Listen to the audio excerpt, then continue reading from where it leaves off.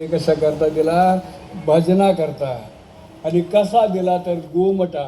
गोमटा म्हणजे सुंदर बरं का. देवाचे लय उपकार आहेत आपल्याला कळणार बरं का. देवाचे उपकार आपल्या लक्षामध्ये येणार. देवाने आपल्याला इतकं दिलंय बरं का. पण लोक म्हणते देवाने मला कुठं काय दिलंय, त्याला किती दिलंय, दाखणे साहेबाला किती गाड्या आणि मला कुठं काय आहे का. दादाला चांगल्या आलिशान गाडीमध्ये दादा फिरतोय. देवाने मला कुठं काय दिलंय. पण तुम्हाला जे दिलं ते आम्हालाच दिलं बरं का. जे तुम्हाला टाकण्याच्या देवाने दिलं का तेच आम्हाला दिले. काय काय दिलं तर दिली इंद्रिय, दिले इंद्रिय हातपाय, हो दिले इंद्रिय हातपाय,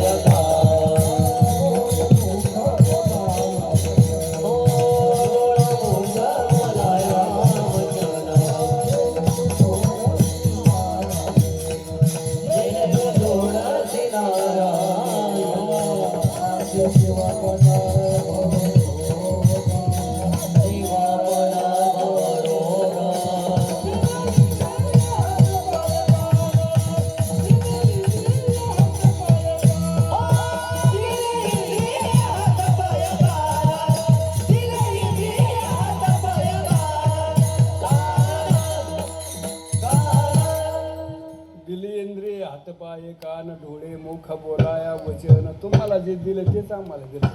गरीबाला जे देवाने दिले ते श्रीमंताला दिले. का फरक आहे का काही. जन्माला येताना तेच हातपाय डोळे कान सगळं गरीबाला तेच दिलं. आणि तुम्हाला मोठं होण्याचा अधिकार आहे बरं का. जगामध्ये काहीतरी कर्तृत्व करा. तुम्ही म्हणाला आम्ही गरीब माणसं काय कर्तृत्व करणार हो. आता देवाने गरीबाच्या पोटी जन्माला घातले, आम्ही काय मोठे होणार आहेत आता.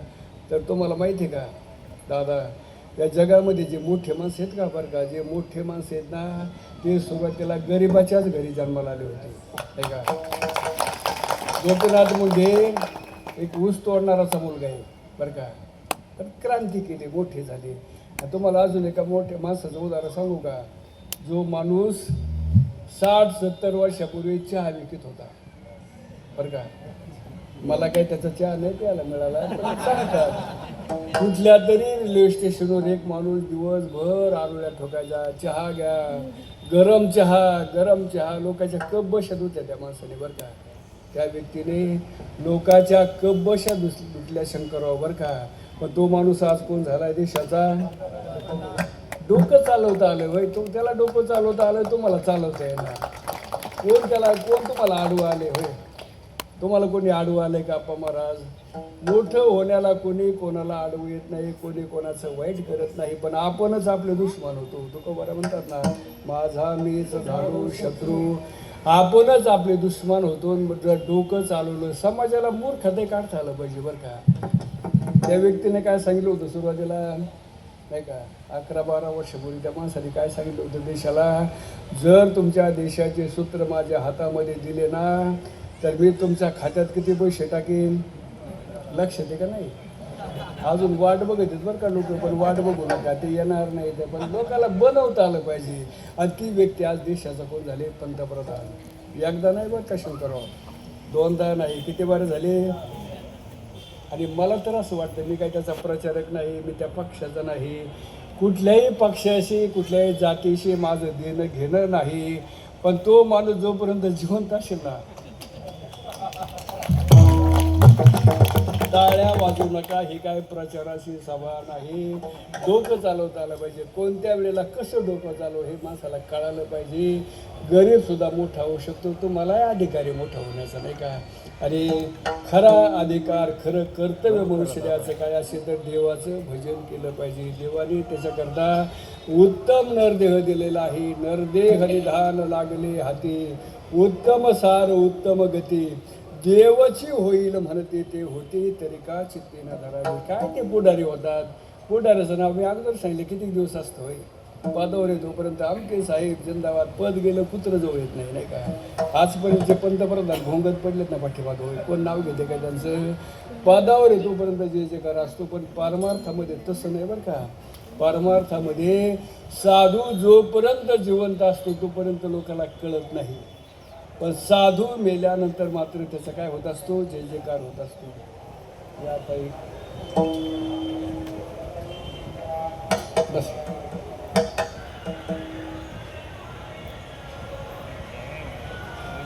ज्यांचं रात्रीच कीर्तन झालं, महाराष्ट्रामध्ये कीर्तन क्षेत्रामध्ये समाज प्रबोधनाच्या बाबतीमध्ये ज्यांचं नाव आदराने घेतलं जातं त्या हरिभक्तपरायण राधाताई महाराज रात्रीच कीर्तन झालं होतं. आणि किती मोठं अंतकरण आहे तुमचं होय.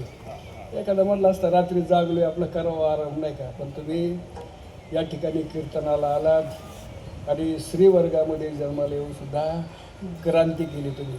आज महाराष्ट्रामध्ये प्रत्येक म्हणजे महाराष्ट्रातला माणूस तुम्हाला ओळखतो अशी काहीतरी क्रांती. म्हणजे मी माझं कीर्तनच त्याच्यावर चाललं होतं बरं का ताई, कीर्तनच त्याच्यावर चाललं की काहीतरी क्रांती करा, काहीतरी पुरुषार्थ जगायचं आणि मारायचं आणि दोघं समजू नका स्वतःला. मी अगोदरच काय म्हटलं, चहा विकणारा देशाचा पंतप्रधान होऊ शकतो, काहीतरी नावलौकिक कमवा. तसं बाकीच्या बीड जिल्ह्यामध्ये बाया जन्माला आले ना भाई, नगर जिल्ह्यामध्ये बाया जन्माला आल्या, काय केलं त्यांनी? काही नाही.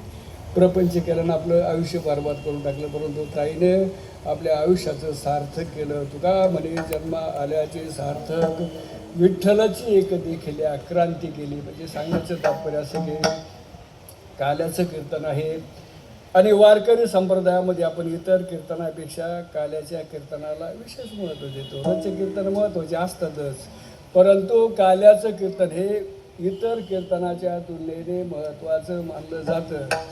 कुठेही सप्ताह असलं ना बरं का, कुठेही सप्ताह असू द्या, लोक पहिल्या दुसऱ्या तिसऱ्या दिवसात कोणाचं कीर्तन हे विचारित नाही बरं का ताई.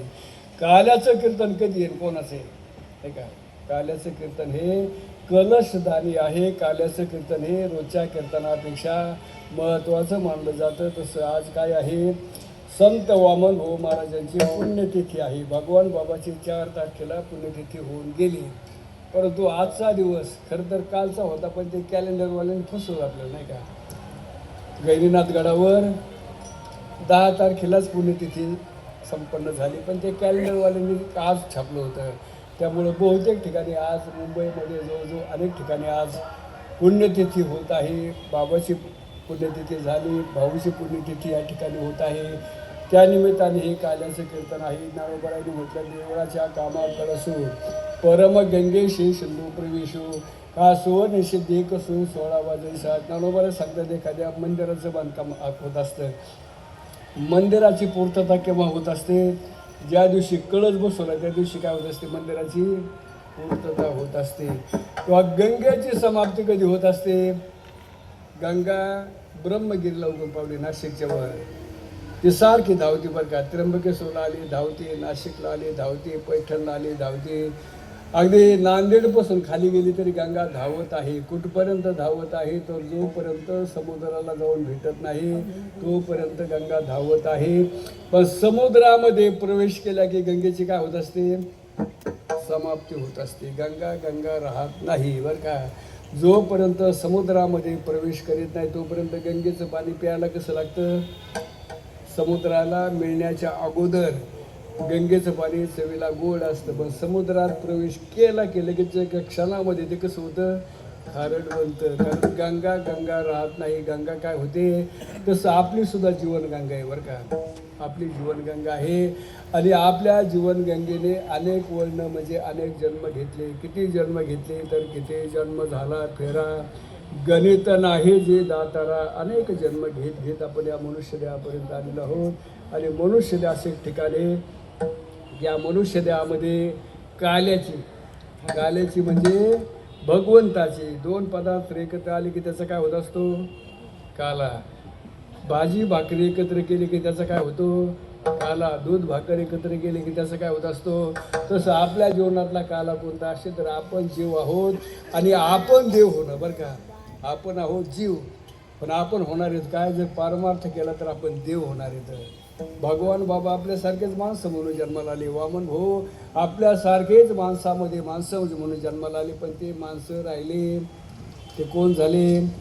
आपण आज त्यांच्या वाऱ्या करतो नाही का. जशी पंढरीची वारी तशी गैनाथगडाची वारी करतो, भगवान गडाची वारी करतो. म्हणजे त्याने देवत्व प्राप्त केलं. तसं तुम्हालाही करता येईल बरं का. तुम्ही सुद्धा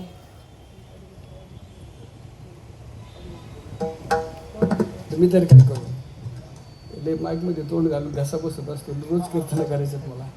विठाला विठाला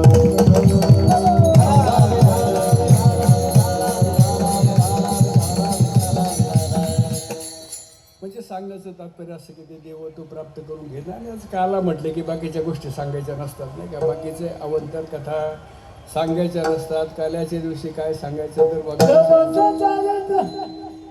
चरित्र ते